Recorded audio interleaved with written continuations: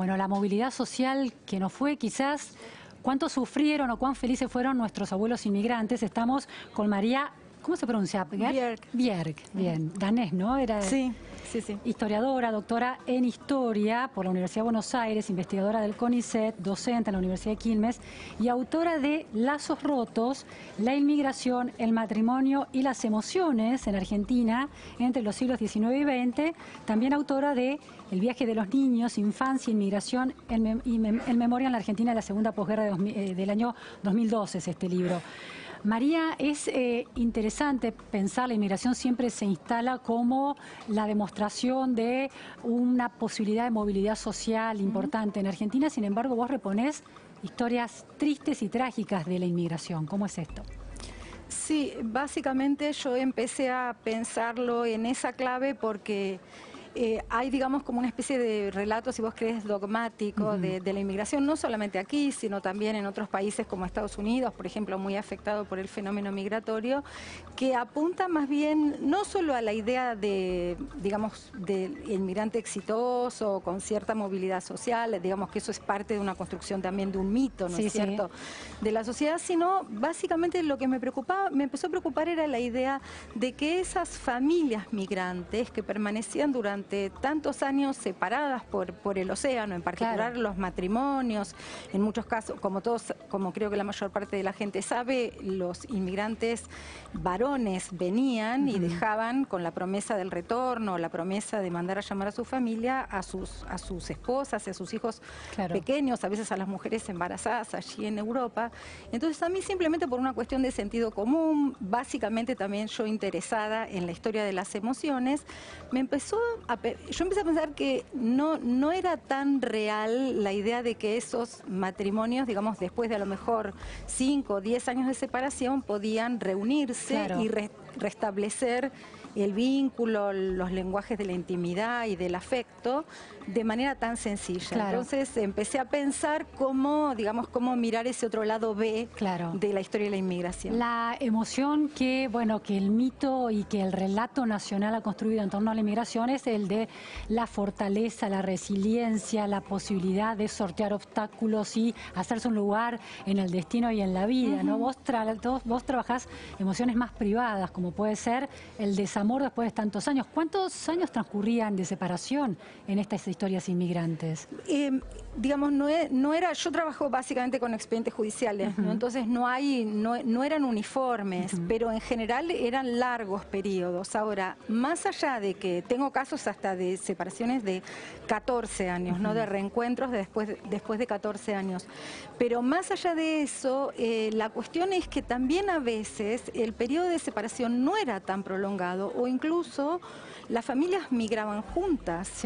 Y entonces los procesos de adaptación a la nueva realidad o la frustración de expectativas que eran a lo mejor demasiado idealizadas o demasiado grandes, empezaba a generar también rispideces en las parejas, en los matrimonios, y en última instancia el cariño, porque no se hablaba de amor en aquella época, el cariño terminaba siendo colonizado por emociones bastante más negativas, ¿no? Esas emociones negativas, porque hablaste de expedientes judiciales, ¿se transformaban en violencia entre los cónyuges? Sí, claro. En realidad yo empecé trabajando con casos de bigamia, ¿no? Era bastante corriente que después de largas separaciones, los hombres que habían prometido regresar por distintas razones no regresaban. A veces las propias mujeres que habían prometido reunirse con sus maridos se negaban a viajar, ¿no? En Europa estaban. En Europa, ellas se quedaban, y entonces empezaban, digamos, los varones estos como una vida un poco de solteros, y luego terminaban no solo armando parejas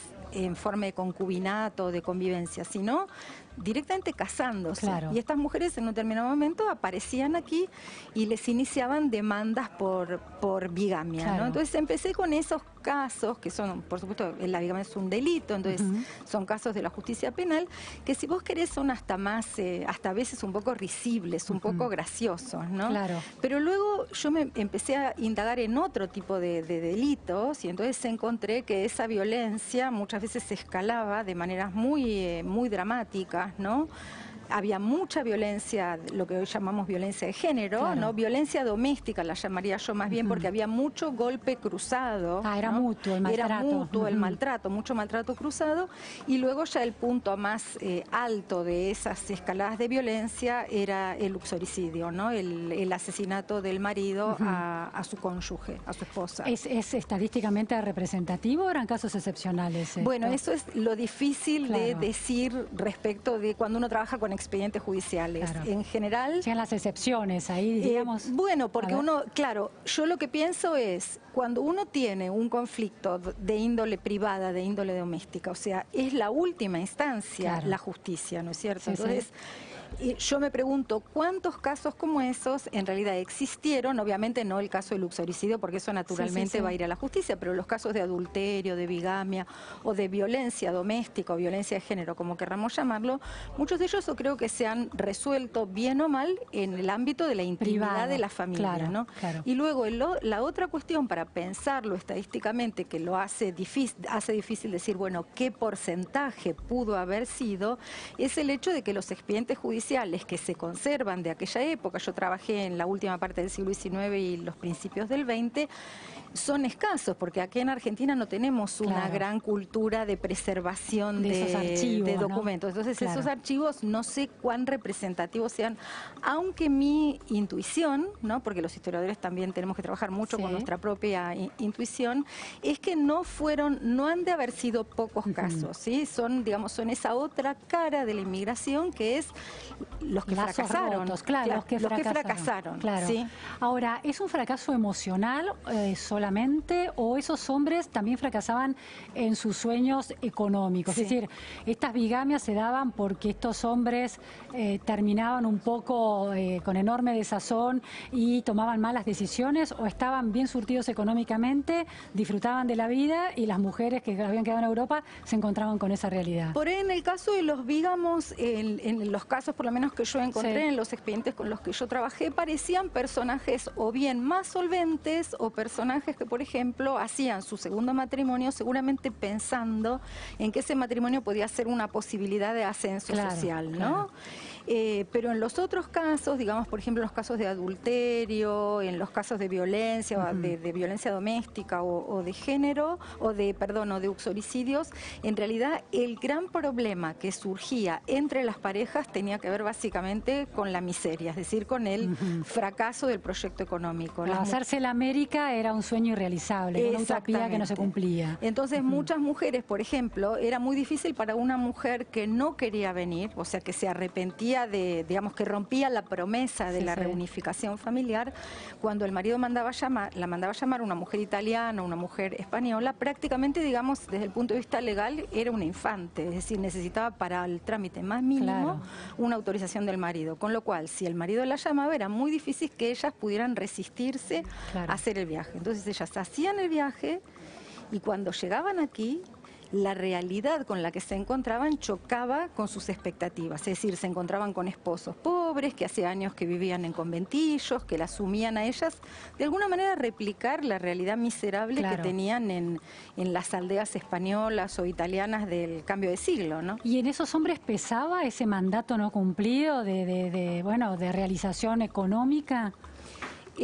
Quizá, digamos, sí pesaba en algún sentido para aquellos, digamos, por un lado, para aquellos que mantenían una vida adentro de los entramados de las comunidades étnicas, ¿no es cierto? Porque la idea muy fuerte era que el hombre, digamos, tenía que ser proveedor, ¿no es cierto?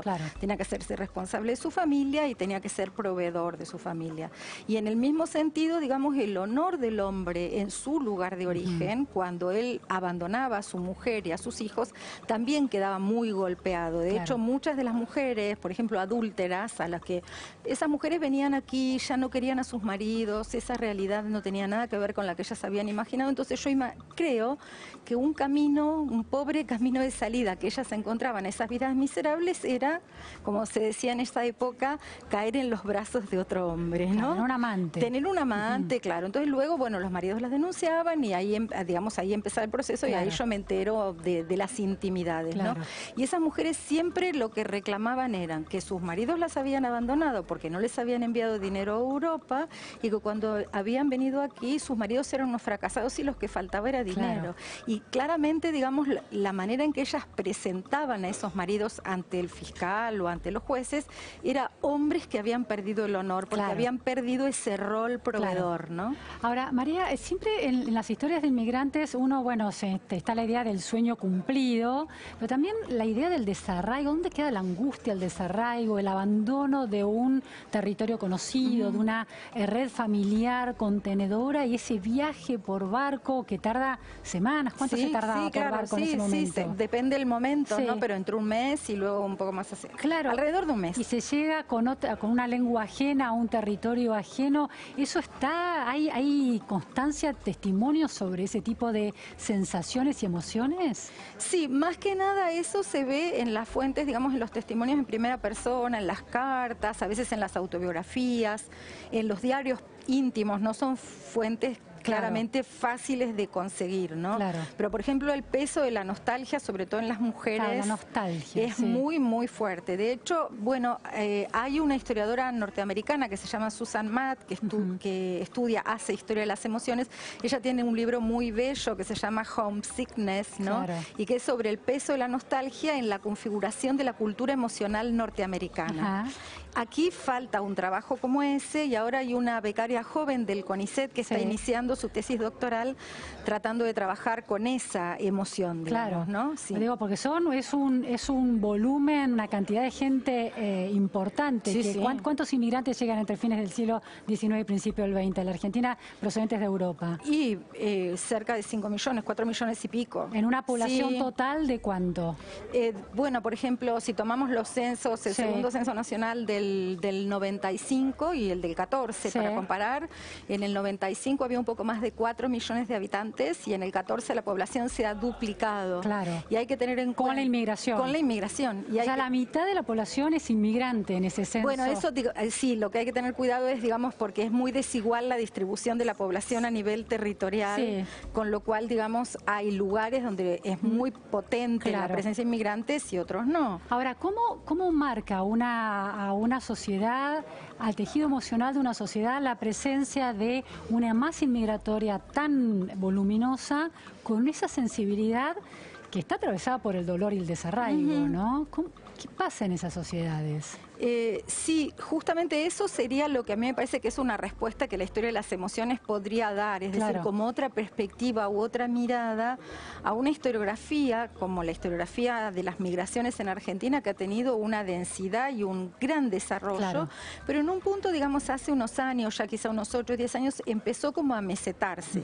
A mí me parece que se amesetó sin terminar de dar todas las respuestas, y yo creo que esa mirada, porque ahora lo que yo me estoy preguntando, digamos, este es un libro de historias pequeñas, pero a mí me parece de algún modo muy iluminador de lo que era la sociedad de la época, como una especie de tristeza estructural que podía haber. Claro, entonces lo que yo estoy tratando de pensar ahora es, bueno, ¿cómo sería mirar las emociones a ambos lados? Es decir, ¿cómo afectó emocionalmente a la población local, ¿sí?, la llegada de los inmigrantes, más allá de cómo los afectó también a ellos? Y ahí hay otro fenómeno que está muy poco indagado en la historiografía argentina, que es que acompañando ese proceso de migración ultramarina, hubo una intensa migración interna, es decir, porque la migración interna está siempre como muy vinculada al peronismo. Claro. Sí, bueno, muy interesante. Entonces ahí hay una emocionalidad estructural que quizás nos esté condicionando también, ¿no? A veces pienso eso, sí. Muchas gracias, María, por estas precisiones. Nos vamos a un corte en la Repregunta Noticias a Fondo y enseguida volvemos.